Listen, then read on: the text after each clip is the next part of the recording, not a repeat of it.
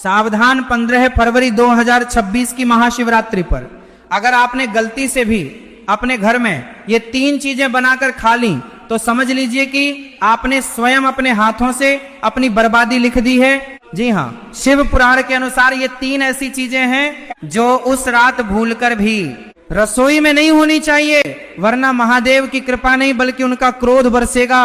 आज मैं आपको बताऊंगा कि कैसे ये मामूली दिखने वाली सब्जियां आपके हंसते खेलते परिवार को सड़क पर ला सकती हैं। इसलिए वीडियो को शुरू से अंत तक ध्यान से देखिएगा, क्योंकि सवाल आपके घर की सुख शांति का है। दोस्तों, 15 फरवरी 2026 की तारीख को अपने कैलेंडर में अभी के अभी लाल रंग से मार्क कर लीजिए, क्योंकि ये कोई साधारण महाशिवरात्रि नहीं है। शास्त्रों की गणना और ग्रह नक्षत्रों का ऐसा दुर्लभ संयोग करीब 700 साल बाद बन रहा है।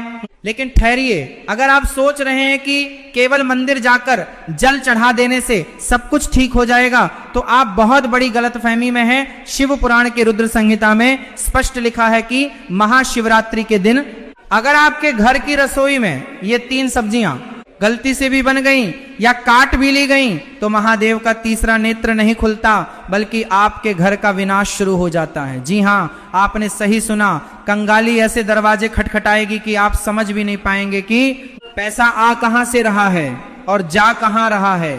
आज के इस वीडियो में मैं आपको उन 3 अभिशप्त सब्जियों के बारे में बताने जा रहा हूं जो इस महाशिवरात्रि पर जहर के समान हैं। और सुनिए, जो तीसरी सब्जी है ना, वह तो हर भारतीय घर में रोज बनती है और वही आपकी सबसे बड़ी भूल साबित हो सकती है। तो क्या आप तैयार हैं उस सत्य को जानने के लिए जो आपको और आपके परिवार को आने वाले भारी संकट से बचा सकता है? इस वीडियो को एक पल के लिए भी छोड़ने की गलती मत करना, क्योंकि यहाँ बात सिर्फ व्रत की नहीं है, बात आपके घर की सुख शांति और समृद्धि की है। चलिए सबसे पहले ये समझते हैं कि 15 फरवरी 2026 इतना खास क्यों है। ज्योतिष शास्त्र के अनुसार इस बार महाशिवरात्रि पर मकर राशि में एक ऐसा त्रिग्रही योग बन रहा है जो सीधा भगवान शिव के रौद्र रूप से जुड़ा है। जब भी ऐसा योग बनता है तो पृथ्वी पर नकारात्मक और सकारात्मक दोनों ऊर्जाएं अपने चरम पर होती हैं। ऐसे समय में हम जो खाते हैं वह सीधा हमारे मन और भाग्य पर असर डालता है। भोजन केवल पेट भरने का साधन नहीं है, बल्कि यह ऊर्जा का स्रोत है। जैसा खाए अन्न वैसा होए मन, ये कहावत तो आपने सुनी होगी, लेकिन महाशिवरात्रि के दिन ये कहावत एक नियम बन जाती है। अब आप सोच रहे होंगे कि सब्जियां तो प्रकृति की देन है, फिर वो अशुभ कैसे हो सकती हैं? तो आपको बता दूं कि आयुर्वेद और गरुड़ पुराण के अनुसार कुछ सब्जियां ऐसी होती हैं जो तामसिक गुणों से भरी होती हैं। शिव जी वैरागी हैं, उन्हें सात्विकता पसंद है। इस दिन वातावरण में शिव तत्व की प्रधानता होती है। अगर आप उस दिन तामसिक भोजन पकाते हैं तो आप सीधे तौर पर उस दिव्य ऊर्जा के प्रवाह को अपने घर में आने से रोक देते हैं। ये वैसा ही है जैसे आप आग में घी डालने की जगह पानी डाल दें। तो चलिए बात करते हैं पहली सब्जी की, जिसे देखकर शायद आपको यकीन ना हो, लेकिन शास्त्रों में इसे महाशिवरात्रि के दिन घर में लाना भी वर्जित माना गया है। वो सब्जी है बैंगन। जी हाँ, चौंकिए मत, बैंगन को लेकर हमारे धर्म ग्रंथों में बहुत ही कड़ा नियम है। कार्तिक मास और विशेष तिथियों पर बैंगन खाना मना है, लेकिन महाशिवरात्रि पर तो इसे छूना भी पाप माना गया है। क्या आप जानते हैं क्यों? इसके पीछे एक वैज्ञानिक और आध्यात्मिक दोनों कारण हैं। आध्यात्मिक कारण यह है कि बैंगन को अशुद्ध माना जाता है पुरानी मान्यताओं के अनुसार। इसमें बीज बहुत अधिक होते हैं और यह मन में चंचलता और वासना को बढ़ावा देता है। शिवरात्रि की रात संयम और साधना की रात है। हमें अपने मन को स्थिर करना होता है ताकि हम शिव तत्व से जुड़ सकें। अगर आप इस दिन बैंगन की सब्जी बनाते हैं या उसका भरता बनाते हैं तो आपके घर के सदस्यों के मन में क्रोध और आवेश बढ़ेगा। छोटी छोटी बातों पर लड़ाई झगड़े होंगे और जहां क्लेश होता है वहां से लक्ष्मी रूठ कर चली जाती है। वैज्ञानिक दृष्टिकोण से देखें तो इस मौसम में बैंगन में कीड़े होने की संभावना सबसे अधिक होती है और शिवरात्रि पर हम जो भी खाते हैं वह शुद्ध और पवित्र होना चाहिए। अगर अनजाने में भी आपने अशुद्ध भोजन कर लिया तो आपका पूरा व्रत और पूजा खंडित हो सकती है। इसलिए गांठ बांध लीजिए कि 15 फरवरी को बाजार से सब्जी लाते समय बैंगन की तरफ देखना भी नहीं है। अब आगे बढ़ते हैं। और बात करते हैं दूसरी सब्जी की, जो बैंगन से भी ज्यादा खतरनाक मानी जाती है।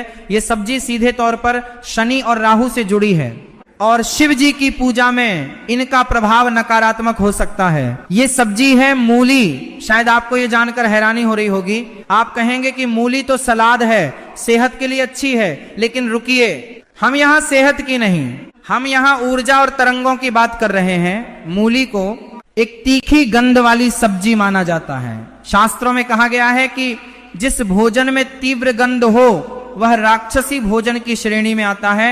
महाशिवरात्रि की रात को कालरात्रि भी कहा जाता है। इस रात को नकारात्मक शक्तियां भी सक्रिय होती हैं। जब आप घर में मूली काटते हैं या पकाते हैं तो उसकी गंध से घर का वातावरण भारी हो जाता है। ये गंध सकारात्मक ऊर्जा को काट देती है। शिव पुराण के अनुसार महादेव को वह चीजें अर्पित की जाती हैं जो शीतलता प्रदान करें, जैसे दूध, दही, चंदन।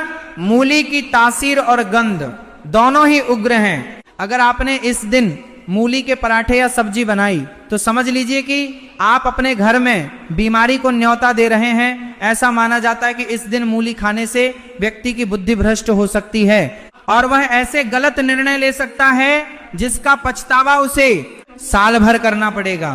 क्या आप चाहेंगे कि आपकी एक छोटी सी गलती आपके पूरे साल की मेहनत पर पानी फेर दे? नहीं ना।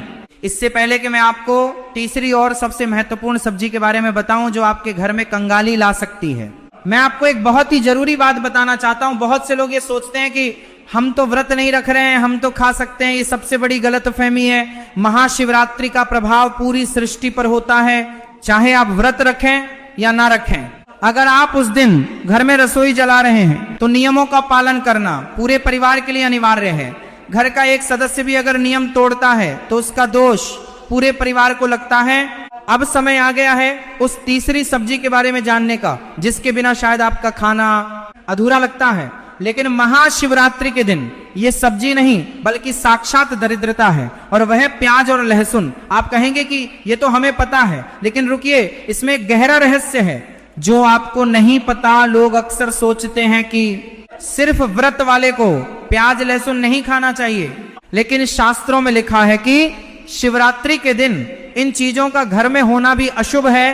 प्याज और लहसुन की उत्पत्ति की कथा समुद्र मंथन से जुड़ी है। जब राहु का सिर काटा गया था तो उसके रक्त की बूंदें धरती पर गिरी थीं, जिनसे प्याज और लहसुन की उत्पत्ति हुई। इसलिए इनमें रोग तो ठीक करने के गुण हैं, लेकिन इनका स्वभाव राक्षसी है।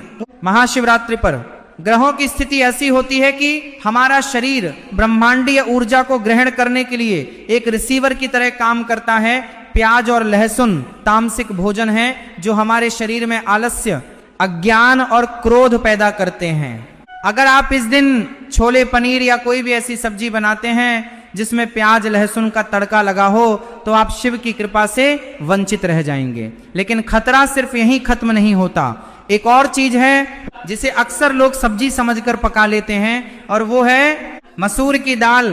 हालांकि यह दाल है लेकिन इसे सब्जी की तरह ही भोजन में गिना जाता है। शिव पुराण में मसूर की दाल को गौ रक्त के समान माना गया है।